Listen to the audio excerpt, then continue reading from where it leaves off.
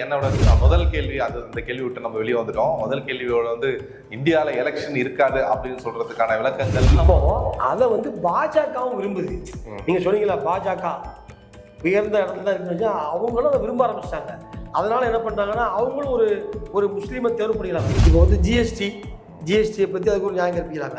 மத்திய அமைச்சர் நிர்மலா சீதாராமனுடைய கணவர் தான் சொல்றாரு. அந்த உத்திரமேரூர் கிராமத்துல பல ஆயிரம் ஆண்டுகளுக்கு முன்னாடி கல்வெட்டு இருக்கு. இந்தியன் அப்படின்னா நீ நல்லாட்சியை கொண்டு போகணும் அதுதான் அப்படின்றத விட்டுட்டு இங்க ஒருத்தர் இருக்கிறார், இவர் தாழ்ந்தவர் தான் சரிங்களா, இவரும் இல்ல இவர் சொல்றது கரெக்ட் அப்படின்னு இங்க போறாரு. இது என்ன நியாயம்?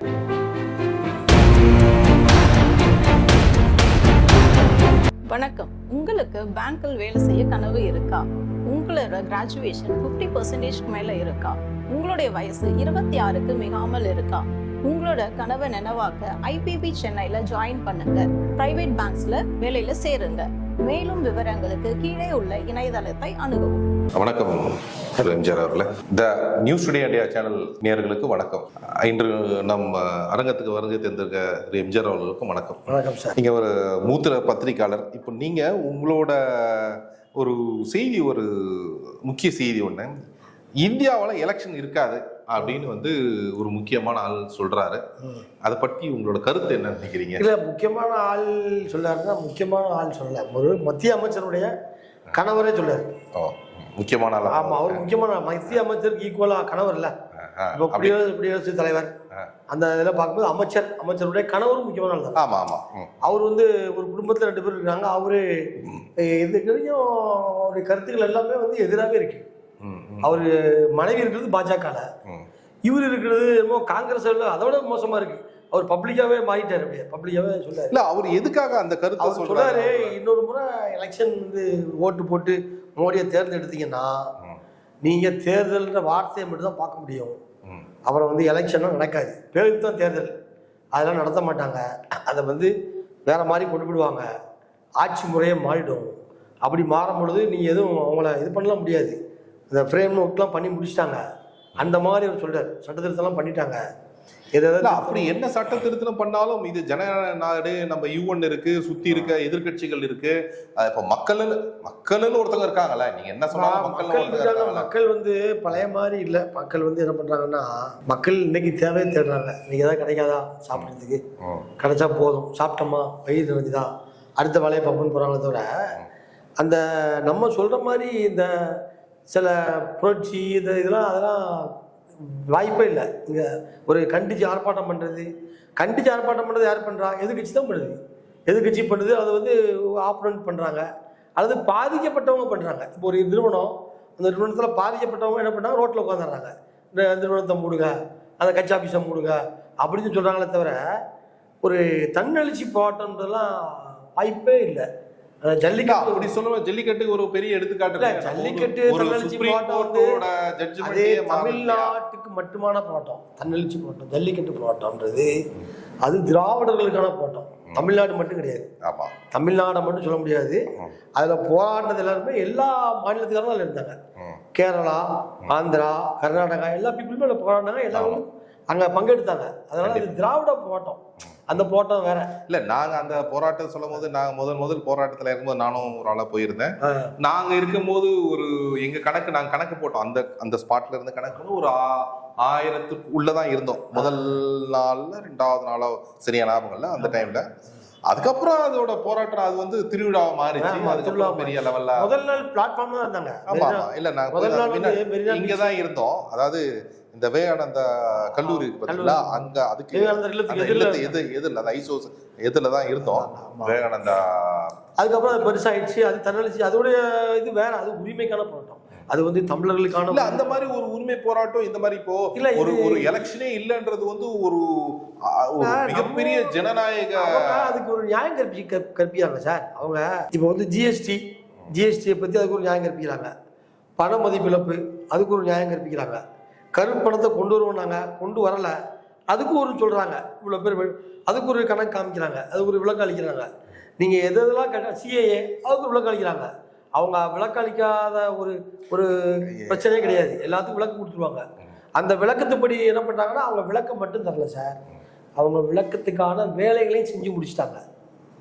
உதாரணத்துக்கு அவங்களுடைய ஆம்பிஷன் என்ன, அவங்களுடைய லட்சியம், அதுக்கான ஒரு பாதையை போட்டு அதுக்குள்ள ஃப்ரேம் ஒர்க்லாம் பண்ணி போறாங்கன்னு சொல்லி தான் காங்கிரஸ்ல உள்ள முக்கியமான ஆளு லட்சுமிகாந்த் ஐஏஎஸ் இருக்காருல அவர் சொல்றாரு, ஒவ்வொரு மீட்டிங்கும் சொல்றாரு அவங்க ஃப்ரேம் ஒர்க் பண்றாங்க, அந்த ஃப்ரேம் ஒர்க்கு ஒரு கதாநாயகனை தேர்வு பண்ணிட்டாங்க, அந்த கதாநாயகன் தான் பிரதமர் மோடி, இதெல்லாம் சொல்றாரு. யாரு? சசிகாந்த் வந்து அதுக்கு விளக்கம் அளிக்கிறார். ஏன்னா அவரே கவர்மெண்ட் நிர்வாகத்தை இருந்ததுனால அவருக்கு விளக்கமா தெரியுது, அதெல்லாம் சொல்றாரு. அது இந்த மாதிரிலாம் பண்றாங்கன்னு சொல்லி அவர் சொல்றாரு. தெரியாத மக்களுக்கு நான் அதிகாரியா இருந்ததுனால இருந்த காலத்தை விட நான் வந்து இப்போ அரசியல்ல தான் எல்லாருக்கும் பரிச்சயம். எலெக்ஷன் இல்ல அப்படின்ற ஒரு கருத்து ஏன் அது சொல்ல வராரு? ஏன்னா எலெக்ஷன் இல்லைன்னு இருக்காது அப்படின்ற கருத்தை வந்து சொல்றது வந்து மத்திய அமைச்சர் நிர்மலா சீதாராமனுடைய கணவர் மட்டும் சொல்றாரு. அந்த கருத்தை வேற எதிர்கட்சி தலைவர்களோ யாருமே அவங்கலாம் இவிஎம் மிஷினை பத்தி தான் பேசுறாங்க, தெரியுதுங்களா? இவிஎம் மிஷினை பத்தி பேசுறாங்க, தேர்தல் பத்திரம் பத்தி பேசுறாங்க, ஜிஎஸ்டியை பத்தி பேசுறாங்க, பண மதிப்பிழப்பை பத்தி பேசுறாங்க. ஆனா எலெக்ஷன் நடத்த மாட்டாங்க அப்படின்றத பேசாம ஒற்றை ஆட்சி முறை அப்படின்றாங்க. அவங்க அதுக்கு தாண்டி பேசுறாங்க. இப்போ நார்த் கொரியா மாதிரி இருக்குன்றீங்க, அதிபர் ஆட்சி முறை வந்துடும். அதான் இப்ப நார்த் கொரியா மாதிரி இருக்குன்றீங்களா? இன்னொரு முறை மோடி பிரதமர் மோடி வந்தாருன்னா அதிபர் ஆட்சி முறை வந்துடும் அப்படின்னு சொல்லி அதுதான் விட மாதிரி தெரியுது. நம்ம போனதுல பார்த்தா அதிபர் ஆட்சி முறை வந்துருமோ இல்ல, அந்த ஆட்சி முறையை சில பேர் விரும்புறாங்களே, வந்து செக்யூரிட்டி கண்ட்ரின்ற வார்த்தையை மறந்துட்டாங்களே. ஆமா, அது வந்து எப்படி உங்களுக்கு வந்து செக்யூலர் கண்ட்ரின்றது நம்ம மறக்க முடியாது. மறந்துட்டாங்களே நிறைய மக்கள், அதை மறந்துதான் இன்னைக்கு வந்து செக்குலர் கண்ட்ரியை வந்து நம்ம வந்து மறக்க முடியாது. அது நம்ம கூட சேர்ந்து வந்துகிட்டு இருக்கு. இந்தியா வந்து பன்முகத்தன்மை கொண்ட நாடு. இந்தியாவில பல பன்முகத்தன்மை நாடுதான் வந்து ஒரே நாடு, ஒரே எலெக்ஷன், ஒரே சட்டம் அப்படின்றது வந்து பன்முகத்தன்மை எல்லாத்தையும் அழிச்சிடும் இல்லையா? இல்ல, ஆமா, பன்முகத்தன்மை அழிக்கிற கோடு தான் அது. அந்த ஒரே நாடு ஒரே தேர்தல்லாம் வந்து இந்த பன்முகத்தன்மையை வேண்டான்றத இதெல்லாம் சேர்ந்து கொஞ்சம் கொஞ்சமா தான் அந்த எலெக்ஷன் நிறுத்துறதுக்கான வேலைகள் சொல்ல வரீங்களா? இல்ல, அதாவது எதுவுமே வந்து முதல்ல ஒரு ஆரம்பம் செய்வாங்கல்ல, ஒரு கோடு போடுற மாதிரி, ஒரு பிள்ளையார் சொல்லி போடுவாங்கல்ல, அது மாதிரி அந்த ஒற்றை ஆட்சி முறை ஒரு கொள்கையை வைக்கிறதுக்கு முன்னாடி அது மக்கள் ஏத்துக்கிறாங்கன்னு பாக்குறது. மக்கள் என்ன பண்றான்னு பார்த்தா அதுக்கேற்ற மாதிரி இது கூட்டாட்சி முறை தானே, இது வந்து ஒற்றை ஆட்சி முறை அப்படின்னு ஒரு ஒரு ஒரு விளக்கம் எங்கிருந்து வந்தது? கூட்டாட்சி முறை அப்படின்னா நம்ம 500 சமஸ்தானமும் சேர்ந்து திராவிட நாடுடைய கோரிக்கைன்னா மாநில சுயாட்சி, மத்தியில் கூட்டாட்சி, இதான் திராவிட நாடுடைய கோரிக்கை. இது இல்ல இந்தியாவோட கொள்கை அப்படிதான். திராவிட நாடுகளுடைய கோரிக்கையே தான் இந்தியாவுடைய கொள்கையா இருக்கு. இந்தியாவில் எல்லா மாநிலத்துக்கும் பொருந்தது. இவங்க இப்படி வரும் பொழுது, இவங்க வந்து ஒற்றை ஆட்சி பண்ணி வரும் பொழுது இவங்கெல்லாம் என்ன பண்ணுவாங்கன்னா, அப்ப நாங்க என்ன பண்ணோம்னா நாங்க எங்களை பாத்துக்கிறோம்னுவாங்க. நீங்க உங்களை அப்படின்னும் போது அப்போ ஒண்ணுமே இல்லாம ஆயிடும், உங்களுக்கு எதுவுமே இல்லாம ஆயிடும், ஜீரோ ஆயிடும். அதெல்லாம் நம்ம யோசிக்க வேண்டியிருக்கு. நீங்க சொன்ன மாதிரி பன்முகத்தன்மை கொண்ட நாட்டுல எல்லாரையும் ஒரு அணிகளை கொண்டு வர்றது கஷ்டம். இப்போ வந்து ஒரு மொழி பேசுறவங்க அதான் பேசுவாங்க. அவங்க ஒரே சோறு சாப்பிடுறோம், ரொட்டி சாப்பிடுவாங்க. அதனால நீ சோறு சாப்பிடணும் ரொட்டி சாப்பிடணும்னு சொல்ல முடியாது, அவன் ரொட்டி சாப்பிடவும் மாட்டான். அதனால இது வந்து காலம் தான் பதில் சொல்றதுக்கு வந்து இது சம்பவம், இது வந்து சாத்தியக்கூறுகள் இல்லை என்ன கேட்டா. ஒரு ஜேர்னலிஸ்டா ஒரு இந்தியாவோட அழகே அப்படிதானே, பன்முகத்தன்மை தானே அழகே. நம்ம வந்து ஒரு மாநிலமும் ஒரு கலாச்சாரம் இருக்கு, ஒரு பாரம்பரியம் இருக்கு. ஒரு நாட்டிலையும் ஒரு மாநிலத்திலையும் அந்த ராஜாக்கள் இருந்தாங்க, துணைநிலை மன்னர்கள் இருந்தாங்க, அவங்க வாழ்க்கையில இருக்கு, வாழ்வியல் இருக்கு. நம்ம மோடி வந்து சொல்றாரு, நியூஸ் வீக் பத்திரிகை பற்றி விட்டுருக்காரு. அந்த பேட்டியில ஆரம்பத்திலே சொல்றாரு, எங்க ஊர்ல உள்ள ஒரு கிராமம் இருக்கு உத்திரமேரூர்னு சொல்லி. அந்த உத்திரமேரூர் கிராமத்துல பல ஆயிரம் ஆண்டுகளுக்கு முன்னாடி கல்வெட்டு இருக்கு. அந்த கல்வெட்டுல ஜனநாயகம் இருக்கு. ஜனநாயகம்னா அப்பவே வந்துருச்சுன்றாரு. அதனால ஜனநாயகத்தை அப்படிதான் நாங்க வாழ்ந்துட்டு இருக்கோம் அப்படின்னு யார் சொல்றா? இந்த ஒற்றையாட்சி முறை சொல்றீங்கல்ல பிரதமர் மோடி, அவர்தான் சொல்றாரு ஜனநாயகத்தை காப்பாத்திட்டு இருக்கோம். அதுக்கப்புறமா வந்த மன்னர்கள் இருக்காங்கல்ல, மன்னர்கள் அரசர்கள் எல்லாருமே ஜனநாயகத்தை காப்பாத்திருக்கிறாங்க. ஆமா, குடவோலை முறை நம்ம ஊர்ல இருந்தது இல்லையா? அதனால ஜனநாயகத்துக்கு இழுக்கு வர மாதிரிலாம் ஒன்றும் ஆகாது. ஜனநாயகம்ன்றது, அந்த பன்முகத்தன்மை கொண்ட ஜனநாயகம்ன்றது இந்திய மண்ணோட ஒட்டி கிடக்குது. அதெல்லாம் பிரிச்ச கஷ்டம் ரொம்ப. அதை ஒரே ஆள் கையில் எடுக்கலாம் முடியாது வாழ் மாதிரி. ஏன்னா எல்லாருமே இங்க வாழ்றாங்க. இல்ல, மக்களுக்கு வந்து ஒரு விஷயம் வந்து இப்ப புரியாத போச்சு அப்படின்றது என்னோட வருத்தம்.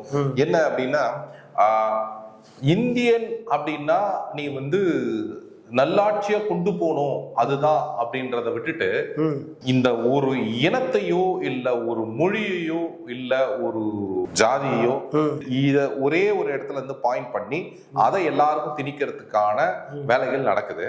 இதுல என்ன வருத்தம், அந்த வருத்தம் என்னன்னா மத்தவங்களும் சேர்ந்து அதுலயும் இருக்கலாம் அப்படின்னு விரும்புறாங்க. நான் உங்களுக்கு சொல்றது புரியும்னு நினைக்கிறேன். அதாவது ஒருத்தர் இருக்கிறாரு, அவர் என்ன சொல்றாரு, நான் வந்து உயர்ந்தவன், நான் என்னோட மொழி உயர்ந்தது, என்னோட மதம் உயர்ந்தது, என்னோட இனம் உயர்ந்தது அப்படின்னும் போது இங்க ஒருத்தர் இருக்கிறார், இவர் வந்து தாழ்ந்தவர் தான், புரியுங்களா? இவரும் இல்ல இவர் சொல்றது கரெக்ட் அப்படின்னு இங்க போறாரு. இது என்ன நியாயம்? இது போறது இது வந்து நீ உன்னோட மனம் உன்னோட இது உயர்ந்தது நீ பேசினா வாஸ்தவம் இல்ல, இவனது கரெக்ட், நான் இங்க இருந்து அங்க போறேன் அப்படின்னு எந்த வகையில நியாயம் பாருங்க. அதுதான் அங்கதான் மக்களோட புரிதலே அங்கேயும் ஒரு பன்முகத்தன்மை இருக்கு. ஒரு நல்லா புரிஞ்சுக்க, நீங்க காங்கிரஸா இருக்கட்டும், பிஜேபியா இருக்கட்டும், திமுகவா இருக்கட்டும், அந்த கட்சிகள்ல பாத்தீங்கன்னா எல்லா சமூகத்து மக்கள் இருப்பாங்க. இப்போ அதை வந்து பாஜகவும் விரும்புது. நீங்க சொன்னீங்களா பாஜக உயர்ந்த இடத்துல தான் இருக்கு, அவங்களும் அதை விரும்ப ஆரம்பிச்சிட்டாங்க. அதனால என்ன பண்றாங்கன்னா அவங்களும் ஒரு முஸ்லீமை தேர்வு பண்ணிக்கிறாங்க. வேலூர் இப்ராஹிம் அங்க இருக்காரு, அவருக்கு பாதுகாப்பு கொடுத்து வச்சிருக்காங்க. அவர் புல்லா போட்டு போய் பிரச்சாரம் பண்றாரு, அவர் வந்து எல்லாமே பண்றாரு, பாஜக மாதிரியே பண்றாரு.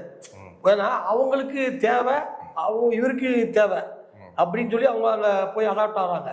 இதுல வந்து தலித்துகள் இருக்காங்க, தலித்துகளும் போய் பாஜக போய் அடாப்ட் ஆகி ஒர்க் பண்றாங்க. பட் இந்த அவங்களும் என்ன பண்றாங்கன்னா பன்முகத்தன்மை தேவைன்றதை கட்சியை நிரூபிக்கிறாங்க.